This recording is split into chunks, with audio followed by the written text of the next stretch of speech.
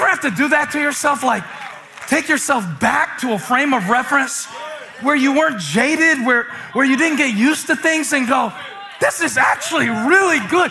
What in the world am I complaining about? What am I stressing about? This is actually awesome. Say it in the chat. This is actually awesome. Whatever the devil tries to tell you, oh, this is nothing, this is just a little thing, this is just insignificant. This is something you could have never imagined. This is Ephesians 3:20 in real time. This is above and beyond and deeper and bigger and broader.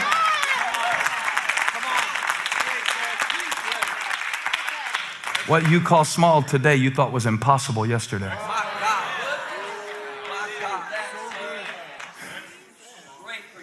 When you live in it, it seems little to you. Sometimes you'll see people come to Elevation Church and they'll have a video camera recording the whole time. Let me tell you something. They flew to get here. They drove all night to get here. And it kind of checks all of us because we're like, wow, this was on your bucket list to be here. And it's in our backyard. The issue in 1 Samuel 16 is not only about where it happened, though. And it's not only about who it happened to, David. I want to spend a few moments talking about who it happened through, Samuel. Samuel was a seer, a prophet. He was never referred to as a priest. He served multiple roles. You know how we all have to flow in multiple roles from moment to moment? Trying to be a student and a son, or a parent and a husband, or a husband and a pastor, and a pastor and a husband and a dad and a boss. And like for me, sometimes I'll go into a meeting in the church and I'm not sure if I should be Pastor Stephen or get this crap done. I don't want to say it one more time. Pastor Stephen. And switching all those multiple roles can be confusing, but there's also a change happening here that is beyond Samuel, in that God never really wanted Israel to have a king. He wanted to be their king. They insisted that they be like all the other nations, not for no reason. They were under attack. The Phoenician people, we know them as the Philistines, who were really good at making weapons and were seafaring people, so they would attack you where you had no defense. Were pummeling them. And so as a protective measure, they wanted to build their nation like the other nations. As a protective measure. Not because they were seeking to disobey God, but they were seeking to defend themselves. Pause. When does our self-defense become disobedience? It's when we implement something in place to protect us that actually keeps us from experiencing God's presence with us. The king they chose, and I don't have much time to talk about Saul. Everybody say, better call Saul, just get it out of your system. You heathens. They needed someone who could protect them, but like we always do, we kind of, when we reach for the wrong thing, we don't really realize how much it will cost us, because all we can see is how much it comforts us. And it comforted them to have a king. It comforted them to have a tall king. Saul was tall, head and shoulders above the rest. Saul looked like a king to everybody else, but he never really saw himself that way. Can I show you this? This is 1 Samuel 15. Where is it, guys? 15. Did I give you this one? Yeah, I don't think I gave you this one. I'm gonna have to find it myself. Y'all give me a second, it's worth finding. Here it is, 15:17. I didn't give y'all that one, did I? Yes, I did, 15:17. Samuel told Saul, listen what he told Saul. This is so good. I put it in last minute. Saul said, although you were once small in your own eyes, did not you become head of the tribes of Israel?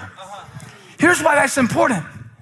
God had promoted Saul beyond Saul's perspective of himself.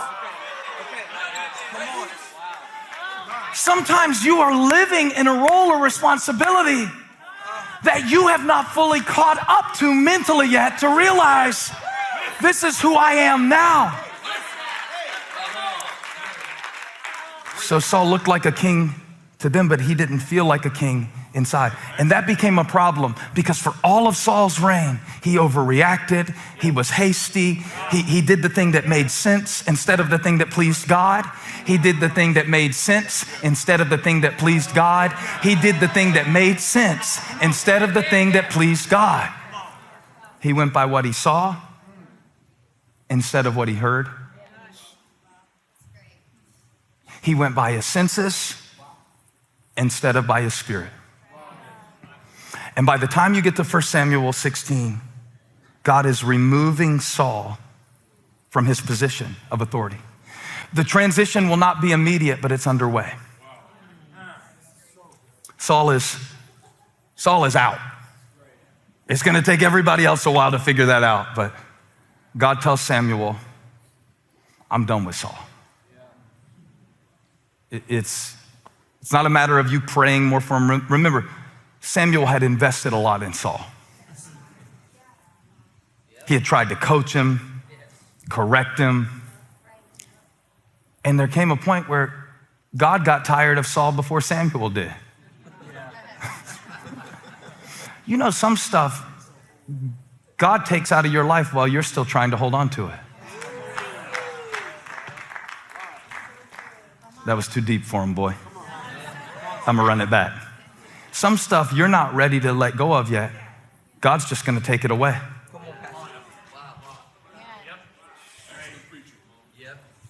That's what he did here.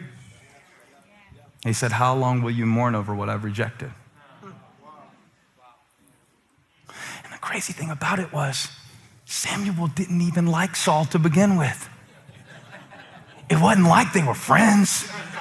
It wasn't like he was a good, competent king. He made more messes than he cleaned up. He tore down more than he built.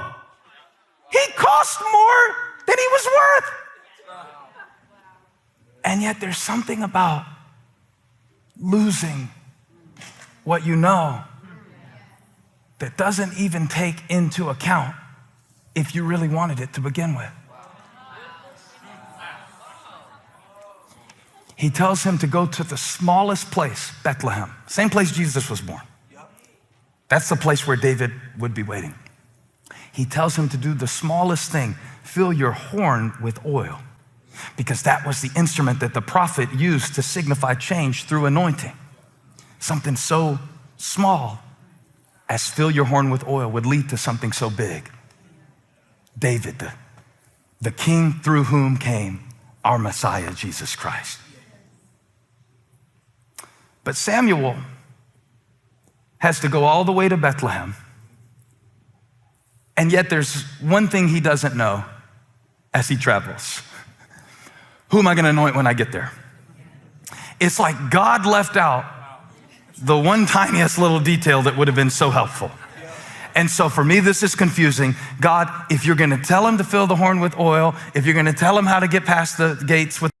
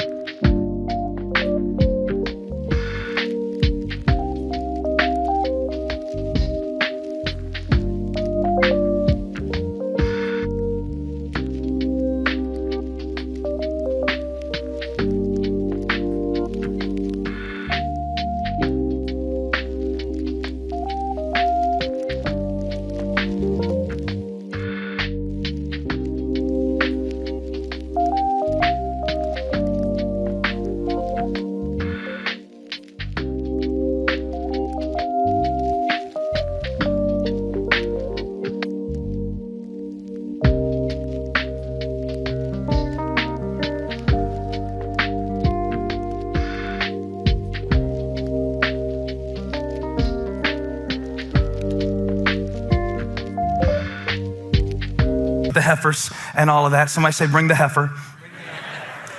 If you're going to tell him bring the heifer, then why not tell him, and by the way, it's David.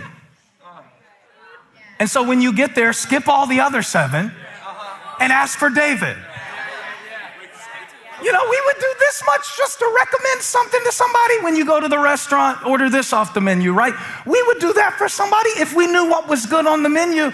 And yet it's like God wanted Samuel to have to go through the process of elimination. The process of elimination. Sometimes God will take you through the process of elimination.